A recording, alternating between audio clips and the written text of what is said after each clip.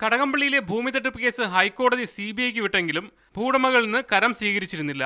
കരം സ്വീകരിക്കാനുള്ള നടപടികളുമായി ജില്ലാ കളക്ടർ മുന്നോട്ട് പോയെങ്കിലും അഡ്വക്കേറ്റ് ജനറലിന്റെ നിയമോപദേശം ഭൂവുടമകൾക്ക് എതിരായിരുന്നു. ഇതിനെ തുടർന്ന് കഴിഞ്ഞ തിങ്കളാഴ്ച മുതലാണ് കടകംപള്ളി വില്ലേജ് ഓഫീസിന് മുന്നിൽ സമരം ആരംഭിച്ചത്.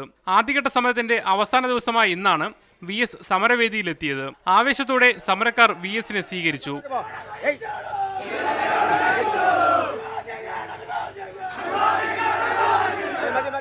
സലീം രാജും മുഖ്യമന്ത്രിയും ഉൾപ്പെട്ട ഈ കേസിൽ ഏതറ്റം വരെയും പോകാൻ താൻ തയ്യാറാണെന്ന് VS പറഞ്ഞു.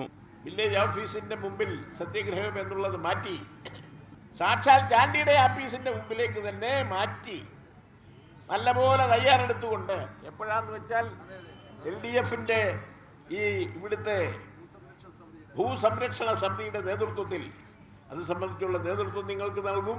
എവിടം വരെ പോകാൻ കഴിയുമോ അവിടം വരെ പോയി നിങ്ങളുടെ പ്രശ്നത്തിന് പരിഹാരം ഉണ്ടാക്കുക തന്നെ ചെയ്യും.